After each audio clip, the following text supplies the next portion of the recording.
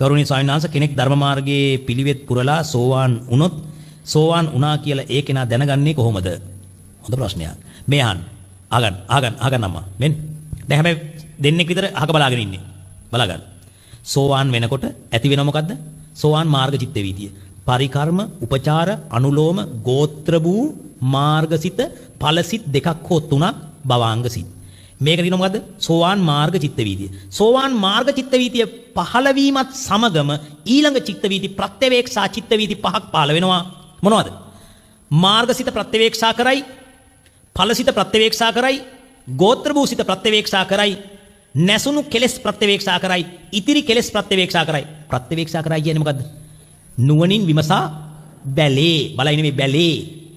මම බලනව නෙමෙයි මොකද වෙන්නේ?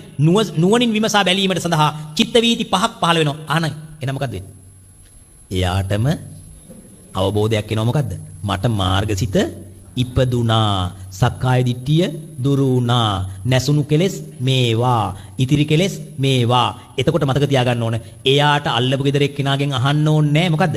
මම සෝවාන්ද කියලා. මෙහන් සමහර උපාසකම්මලා ඇවිල්ලි වල මට කියන මොකද්ද?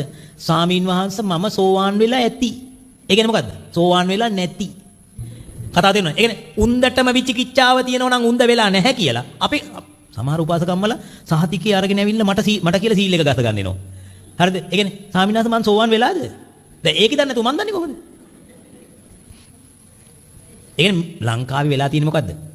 ලංකාවේ වෙලා තියෙන්නේ භාවනා මධ්‍යස්ථාන වලට ගියාට පස්සේ උපාසකම්ම ගාව තියෙන කුට්ටිය කඩා ගන්න පුළුවන් නේ. ඒකට මොකද කරන්නේ? උපාසකම්මලා පොඩ්ඩක් මොටිවේට් කරලා ඔයාගේ දැන් සක්කාය දිට්ඨිය දුරු වෙලා තියෙන්නේ. තා චුට්ටයි. ඊට පස්සේ මොකද වෙන්නේ? උපාසකම්ම ගෙදරත් උගත් තියලම දෙනවා. හූරලම දෙනවා. දැන් මං ගාවට ආවට පස්සේ මංගාවට සමහරෙවුන් සෝවාන් වෙලා එනකොට මම ප්‍රශ්න දෙකක් තුනක් අහලා බලලි වෙලා උන්දගේ සෝවාන් බව බොරු නම් සමහරෙවුන් පංච උපාදානස්කන්ධයවත් දන්නේ නැහැ. ඒ වුණාට සෝවාන්ලු. හරිද? දැන් අර එකපාරක් හෝමගම වැඩසටහනක් කරා. අපච්චි කෙනෙක් නැගිට්ටා. හරිද? මං කිව්වා සෝවාන් වෙච්ච එවුන් ඉන්නවනම් අතුසන් එකෙක් කිස්සුවා. අපච්චි කෙනෙක්. මං කිව්වා දැන් ඔයා සෝවාන් උනේ කොහොමද? ස්වාමීන් වහන්සේ මම හීනයක් දැක්කා. ඒ භාවනා කර කර ඉන්නකොට ස්වාමීන් වහන්සේ මං හීනයක් දැක්කා. ඒ හීනෙන් බුදුහාමුදුරුවෝ ඇවිල්ලා මට කිව්වා ඔයා සෝවාන් කියලා. බලපන්කෝ. දැන් උන්දට සෝවාන් කියලා තියෙන ප්‍රත්‍යවේක්ෂා ජවන් සිත් වලින් නෙමෙයි. බුදුහාමුදුරුවෝ ඇවිල්ලා කිව්වලු උන්දට සෝවාන් කියලා. ගන්නේ බොල. හරිද? අපච්චි ඔය ගොන් වැඩ වලට අහු වෙන්න එපා. ඔයා දැකලා තියෙන්නේ මොකද්ද? මායාගේ වැඩක්. ඔයා කවදාවත් මතක තියන සෝවාන් වෙලා නැහැ. ඔයා සෝවාන් වුණා නම් මෙන්න මෙහෙම වැඩේ තියෙන්නේ මොකද්ද? අභිධර්ම ටික උගන්වලා නැහැ නේ මේ දත්තරන් අම්මලට. හරිද? ඇත්තට මෙහන් දැන් ඔන්න ප්‍රඥා ටීවී එකේ කරන යන අභිධර්ම දේශනා මාලාව බලන්න. මම ගම්පහයි රාජගිරියේ පන්ති දෙකක් කරනවා. අභිධර්ම පන්ති දෙකක් කරනවා. හරිද? සෙනසුරාදාවක් කර සෙනසුරාදාව. දැන් උන්දලා පුදුම දියුණුයි. ඒකට හේතුව මොකද්ද?